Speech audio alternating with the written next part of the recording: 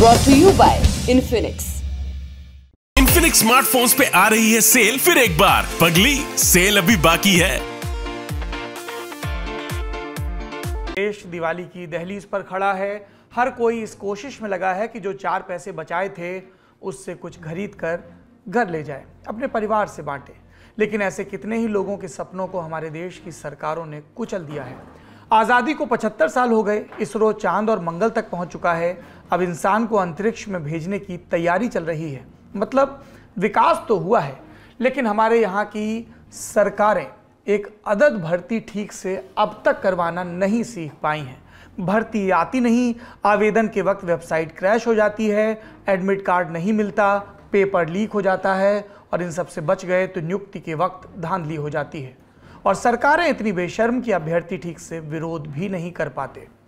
आपको ये तस्वीरें याद होंगी जब ममता सरकार में मंत्री रहे पार्थ चटर्जी की करीबी अर्पिता मुखर्जी के ठिकानों से करोड़ों के नोट मिले थे। नोटों ने सुर्खियां बटोरी, लोगों की नजर पड़ी, सवाल जवाब हुए, इस्तीफा हुआ, मंत्री को जेल जाना पड़ा। सबने नोट देखे, लेकिन उनके पीछे के आंसुओं पर किसी ने ध्यान दिया? वो पैसे कहां से आए थे? किन लोगों के खून पसीने की कमाई थी? आरोप है कि वो काली कमाई शिक्षक भर्ती घोटाले के जरिए अर्जित की गई। मामला 8 साल पुराना। अभ्यर्थी अब तक दर दर भटक रहे हैं। तमाम आश्वासनों के बाद जब सब्र का बांध टूटा तो सारा गुस्सा सड़कों पर उतरा। राजधानी कोलकाता में सैकड़ों लोग बंगाल प्राथमिक शिक्षा बोर्ड के बाहर धरने पर बैठ गए। ये वो लोग थे जिन्होंने परीक्षा पास की थी, फिर भी नौकरी नहीं मिली। धरना 48 घंटे तक चला। बात नहीं बनी तो ममता सरकार ने छात्र छात्राओं के मुकाबले पुलिस उतार दी। फिर क्या हुआ, आप तस्वीरों में देखिए।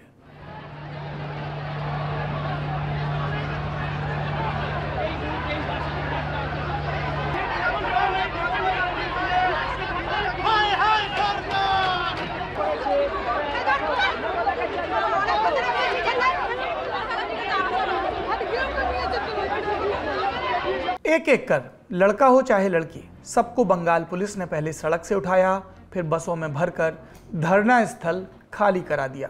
अभ्यर्थियों की चीख के अलावा उनके चेहरों पर ध्यान देने की जरूरत है। इनके साथ क्या हुआ, ये समझने के लिए 2014 में दाखिल होना होगा। सरकारी स्कूलों में शिक्षकों की बहाली के लिए स्टेट लेवल सिलेक्शन टेस्ट यानी SLST के लिए अधिसूचना जारी हुई। भर्ती प्रक्रिया 2016 में जाकर शुरू हुई। तकरीबन 42,000 पदों के लिए 23 लाख के करीब लोगों ने आवेदन दिया। 2016 में ही सरकारी स्कूलों में ग्रुप डी के 13,000 कर्मचारियों की भर्ती के लिए भी अधिसूचना आई थी। अधिसूचनाओं के बाद एडमिट कार्ड से लेकर अपॉइंटमेंट लेटर की कार्रवाई चलने लगी।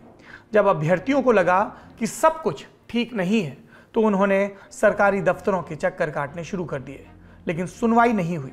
दिक्कत यह थी कि एक मेरिट लिस्ट जारी करने के बजाय हर अभ्यर्थी को उसका व्यक्तिगत स्कोर बता दिया गया था, जबकि ये एप्लीकेंट्स चाहते थे कि नतीजे सार्वजनिक तौर पर घोषित हों।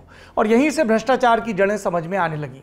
मामला कलकत्ता हाईकोर्ट पहुंचा, जहां से पूरी मेरिट लिस्ट जारी करने का आदेश दिया गया। ये आया भी, लेकिन ममता बनर्जी सरकार के मातहत काम करने वाले SSC ने आदेश का पालन नहीं किया।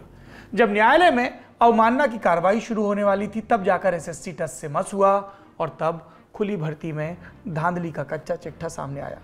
2021 के मध्य में कोलकाता के सॉल्ट लेक स्थित सेंट्रल पार्क में SLST 2016 के अभ्यर्थियों ने धरना शुरू किया। आरोप लगाया कि बहालियों में मेरिट का पालन नहीं किया गया। जब 6 महीने प्रदर्शन करके बात नहीं बनी तो दिसंबर 2021 में इन अभ्यर्थियों ने पश्चिम बंगाल स्कूल सर्विस कमीशन के दफ्तर के बाहर प्रदर्शन करने की कोशिश की।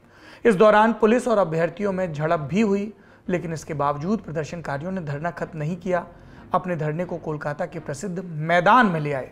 तकरीबन 1.5 साल से सतत चल रहे धरने में जब कई बहालियों के बाद अभ्यर्थी अपनी अपनी फरियाद लेकर कई बहालियों की मांग को लेकर जुड़ गए हैं, यानी कारवां बड़ा हो गया। पश्चिम बंगाल शिक्षा विभाग के अफसर प्रदर्शनकारियों से कई बार मिले, लेकिन बहाली का वादा नहीं कर पाए। फरवरी 2022 में जब मामला एक बार फिर कलकत्ता हाईकोर्ट के सामने आया, तब न्यायालय ने SSC के अधिकारियों को स्वयं कटघरे में खड़ा किया। जब ये बात सामने आई कि कुछ मामलों में नियुक्ति अनुशंसा काउंसलिंग से भी पहले दे दी गई थी, नित नए खुलासे होने लगे, तो आजिज़ आकर कलकत्ता हाईकोर्ट ने जांच CBI को दी।